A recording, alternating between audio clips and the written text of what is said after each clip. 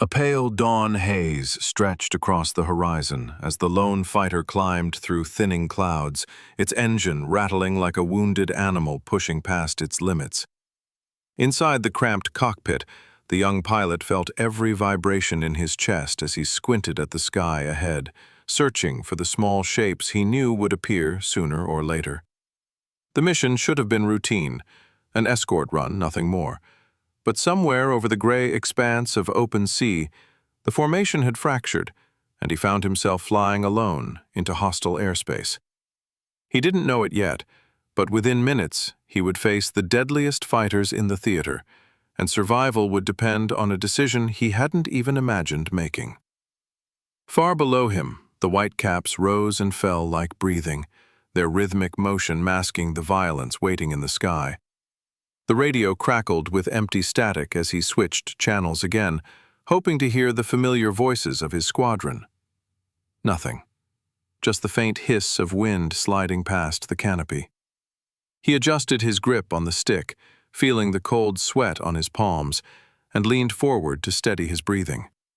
His training told him to turn back, conserve fuel, and rejoin friendly lines. But instinct, raw, unexplainable instinct, told him to climb just a little more, to push into a layer of air most pilots avoided because of turbulence and unpredictable drag. As he leveled off, the distant glint of sunlight off metal caught his eye.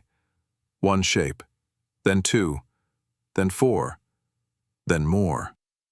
A formation of enemy fighters, perfectly spaced, wings shimmering as they turned toward him in a shallow dive. His heartbeat surged. There would be no time to run, no time to call for help, no time for anything except the one decision that would define his life. What happened in the next 30 seconds would become one of the most improbable survival stories of the war, built entirely on a move he never learned, never practiced, and never expected to work. The engine's strained hum echoed through the cockpit as he steadied his nerves and watched the enemy formation widen into an attack line. They were approaching fast, diving with the precision of seasoned hunters, each one positioning to funnel him into a box he couldn't outrun or outclimb. He had seen this tactic before, isolating a lone aircraft, forcing it into predictable maneuvers, but seeing it from afar and feeling it close in around him were two very different things. He lowered the throttle slightly, letting the nose dip just enough to appear panicked, hoping to draw them closer before they fully committed. The air thinned as he dropped altitude, the controls growing lighter beneath his gloved hands. A hard vibration pulsed through the fuselage, but he kept steady, glancing at the airspeed indicator and calculating how long he had before they opened fire. Not long, seconds at most. Below him, the ocean flashed in irregular bursts of sunlight, its vast emptiness offering no refuge. He checked over his shoulder and saw the enemy fighters tightening their formation. Their confidence was unmistakable. They believed they already had him cornered. He let his breath out slowly, preparing for the moment when instinct would have to override fear. As the first enemy fighter peeled off into a firing angle, he made a deliberate choice to hold still. No evasive turn, no dive, nothing. It was an unnatural stillness, the kind that went against every lesson drilled into him. But he had noticed something in their pattern. Each approaching fighter hesitated for a fraction of a second before committing to the attack, a hesitation driven by overconfidence.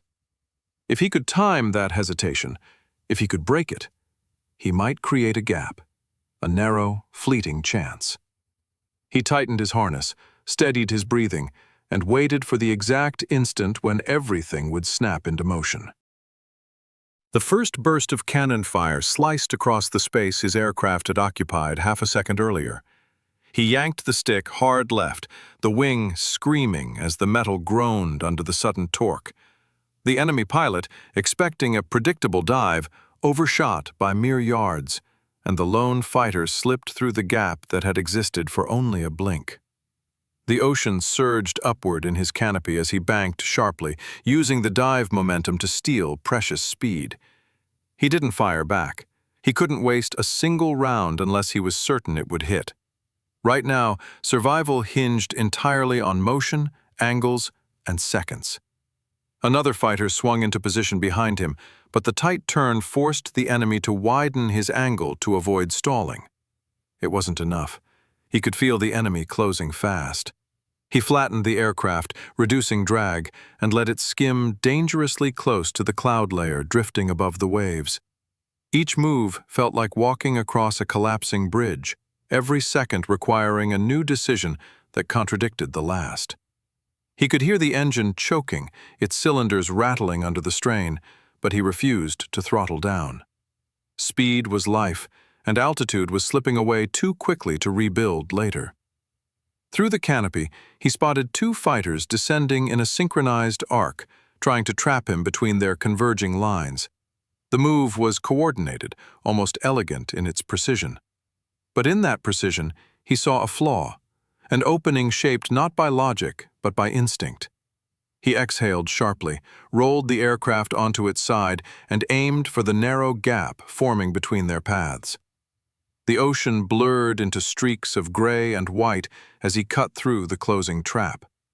Cannon bursts lit the air behind him in a line of missed opportunities, a reminder that timing, more than bravery, was keeping him alive.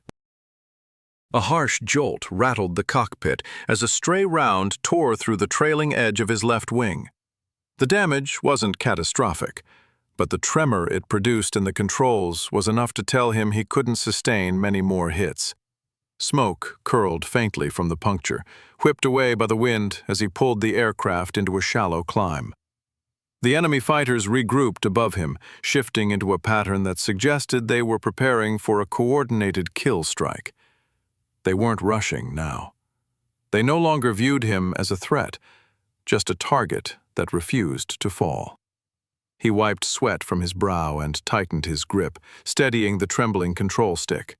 The climb taxed what little power the engine still had left. A sharp, metallic rattle echoed beneath his boots as the airplane began to shudder under the strain. He steadied the trim and prayed the cylinders held for a few seconds longer.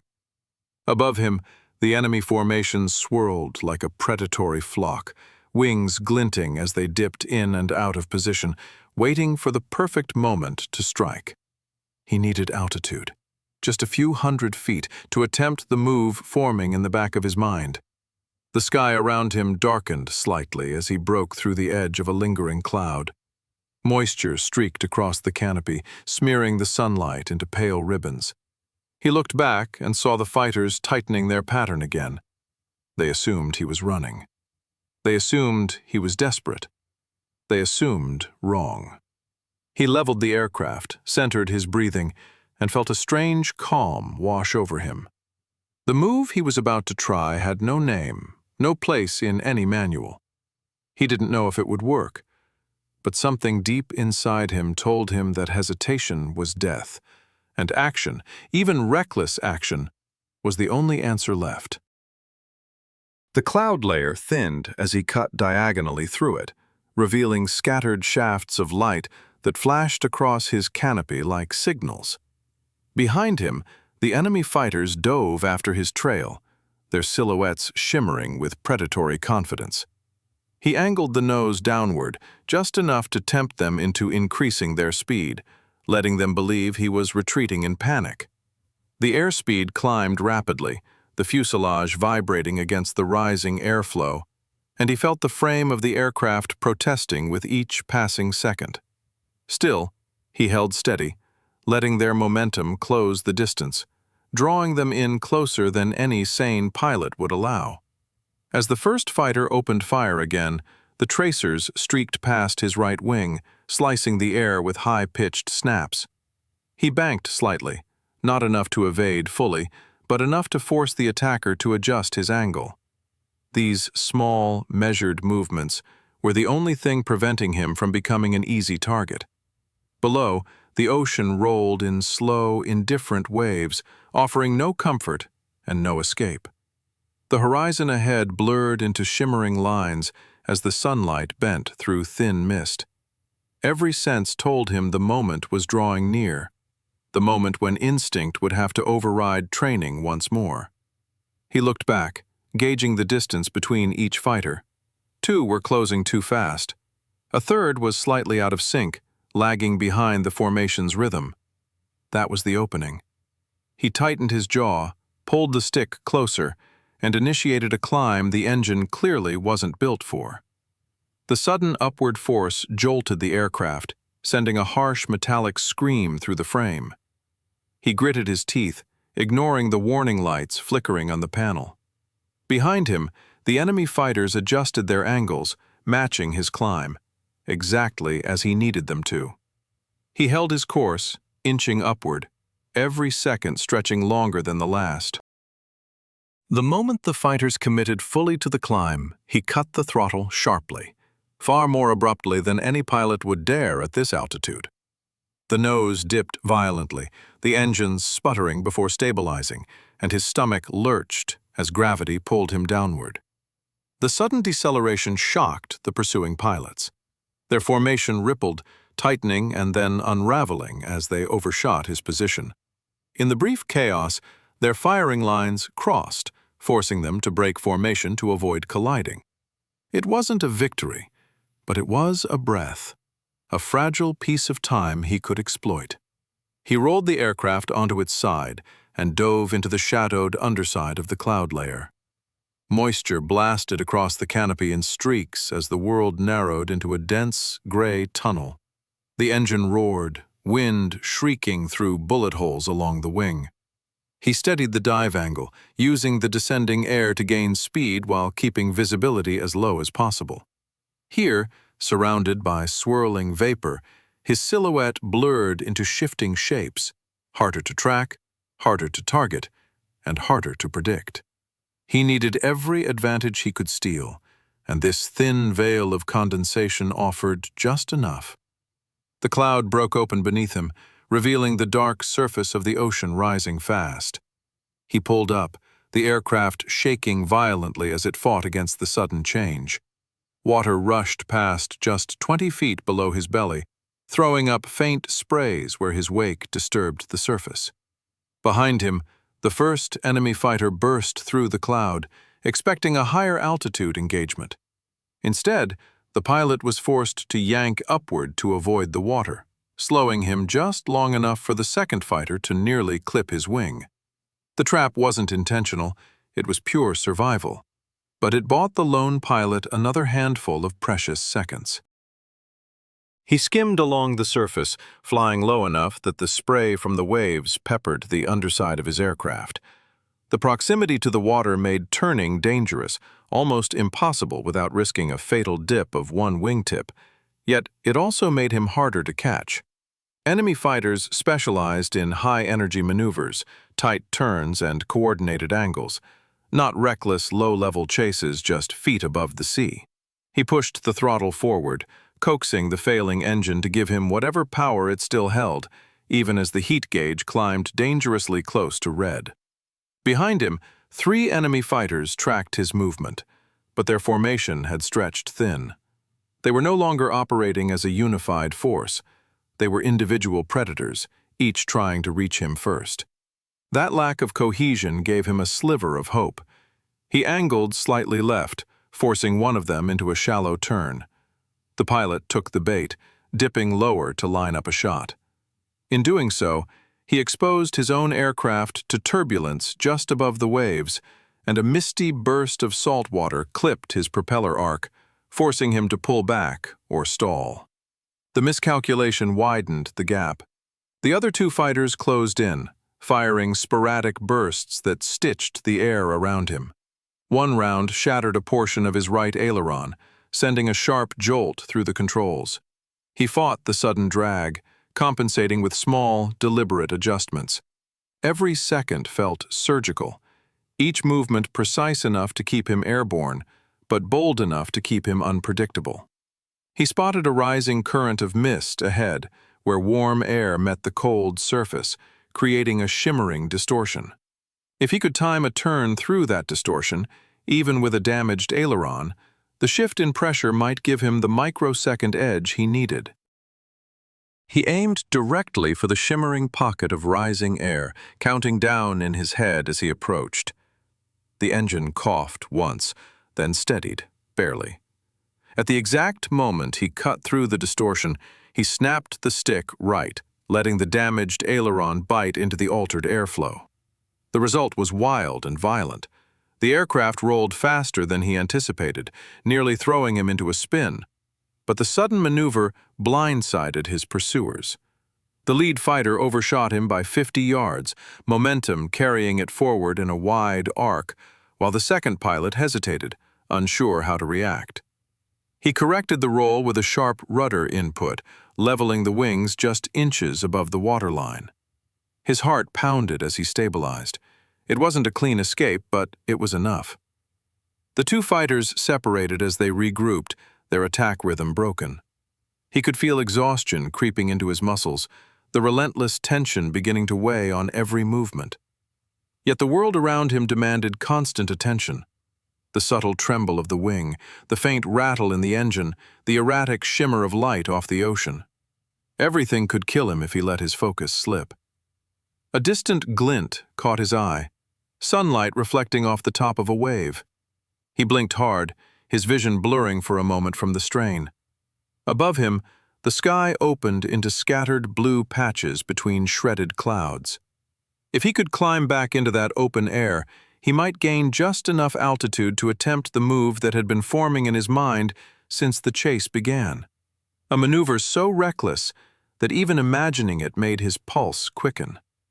Yet something deeper told him it was the only real chance he had left. He pulled back on the stick, forcing the failing engine to lift the aircraft out of the deadly low zone. The nose rose sluggishly, the wounded airframe shuddering under the strain.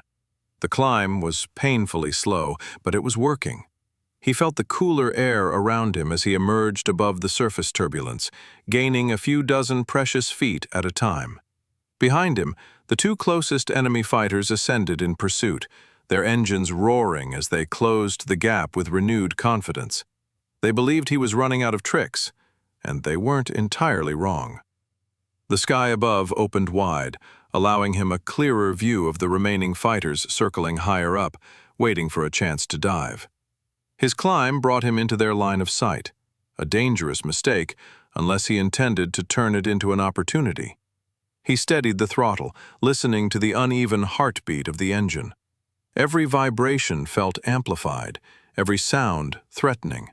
Yet he pushed higher, ignoring the warning needles creeping toward danger zones. He needed altitude, but more than that, he needed timing. A move like this couldn't be made too early or too late. It had to be perfect. As he broke through a thin cloud layer, the sudden brightness stung his eyes.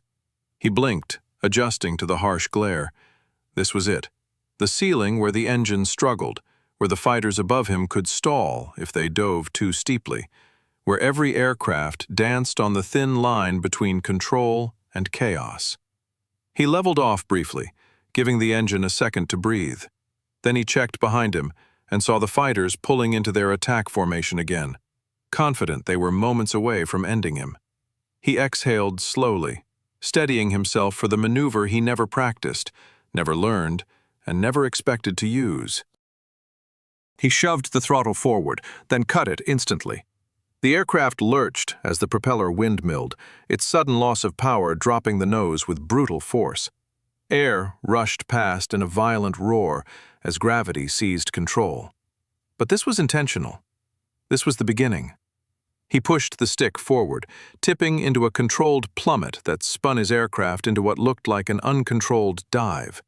The enemy pilots, expecting a desperate escape attempt, dove after him, committing hard before realizing the angle was too steep to match safely. The speed built rapidly, the control surfaces trembling as he angled deeper. The dive threatened to tear the wings from the fuselage, but he held firm, letting the illusion of a death spiral lure the pursuers closer. His instrument panel rattled violently. A rivet snapped loose near his left knee. The airflow screamed like a living thing as pressure built around the wings. But this wasn't the final phase, just the setup. He waited, watching the ocean rise in his canopy, measuring distance not in feet but in heartbeats. Too soon, and he'd stall. Too late, and he'd die. At the last possible second, so late that instinct screamed it was already over, he rammed the throttle back to full and yanked the stick with everything he had. The nose jerked upward in a savage snap. G-forces crushed him into his seat, blurring his vision as the aircraft strained against physics. Behind him, the enemy pilots had no warning and no time. Their steeper dive angles made the maneuver impossible. One fighter stalled instantly, dropping like a stone. The second ripped through the air too fast to recover, skimming the waves in a desperate, doomed pull-up. The impossible move had worked. But the fight wasn't over. His vision pulsed in and out, darkening at the edges as the crushing G-forces released their grip. The aircraft leveled out, but every muscle in his body trembled from the strain. He blinked rapidly, forcing clarity back into his eyes. His breath came in sharp, uneven pulls as he steadied the shaking control stick. Above him, the remaining fighters circled, now wary, no longer underestimating him. They had lost 2 aircraft in seconds and knew he wasn't flying by panic or luck. Something else was guiding him, instinct sharpened by desperation. He gained altitude again, though the climb was shallow and fragile. The airframe groaned with each movement, its wounds multiplying.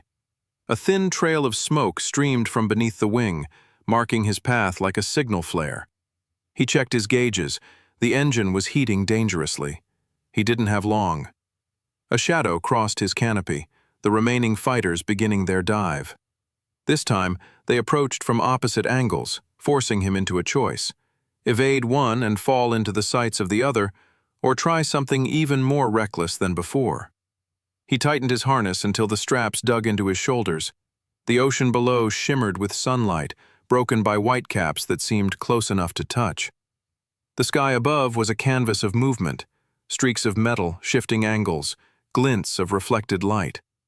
He exhaled, his breath fogging the canopy for a brief moment. He angled slightly upward, baiting the lead fighter into committing.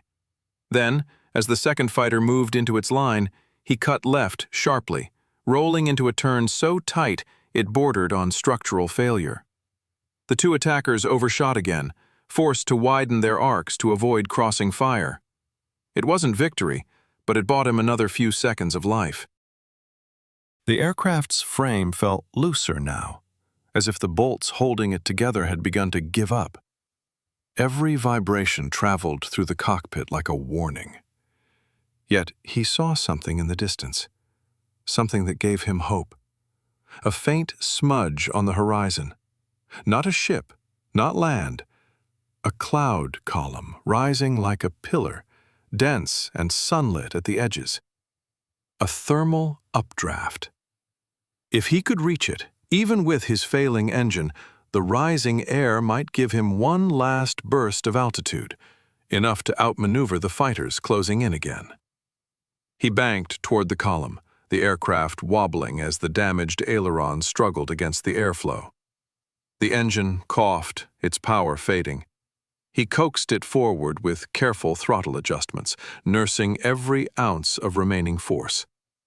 Behind him, the enemy fighters realized where he was headed. They dove harder, closing the distance with renewed aggression. They knew the thermal could give him an advantage. They intended to stop him before he reached it. Tracers sliced past his tail, stitching holes that whistled with rushing wind. He tightened his jaw and pushed harder toward the rising column. As he entered the updraft, the aircraft jolted upward with unexpected force. It felt like being lifted by an invisible hand, the sudden climb pushing him against his seat. The engine whined, but held. He used the rising air to swing into a sweeping arc, gaining altitude not through power, but through the natural lift beneath him. The fighters behind him reached the edge of the thermal and hesitated. Entering too fast would send them spiraling. Entering too slow would leave them exposed. This hesitation, the same hesitation he'd noticed from the beginning, gave him the last opening he needed. He rolled the aircraft over the top of the thermal and dipped into a shallow dive that cut across the fighters' approach lines. Their formation broke again, one angling left, one climbing, one drifting too far to the right. They had lost cohesion entirely. For the first time since the chase began, he wasn't reacting. He was choosing. He leveled the wings, steadied his aim, and lined up a shot on the nearest fighter. He waited for the moment their paths converged. Then he fired a short, disciplined burst. The rounds struck cleanly, and the fighter wavered before spiraling downward into the waves. The remaining fighters pulled away, shaken and cautious. They no longer saw him as prey, they saw him as a threat, a lone pilot who had outlasted them through instinct, timing, and split-second moves no training manual could teach.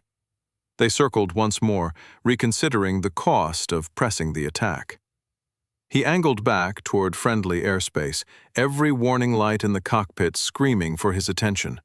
The engine crackled, the frame shuddered, and smoke curled from beneath the trailing edge of the wing. He didn't know how long the aircraft would hold, but he knew he'd survived the worst of it. As he crossed the invisible line back into friendly skies, the ocean below softened into calmer swells. The radio crackled faintly. Then a voice broke through, distant and distorted but unmistakably friendly. He exhaled a breath he didn't realize he'd been holding. His aircraft limped across the sky like a wounded bird, but it was flying. He looked back one last time at the empty horizon, remembering the moment he made the move that shouldn't have worked, that no pilot would have attempted, that saved his life when the world had already decided he was finished. It was reckless. It was impossible. And it had changed everything.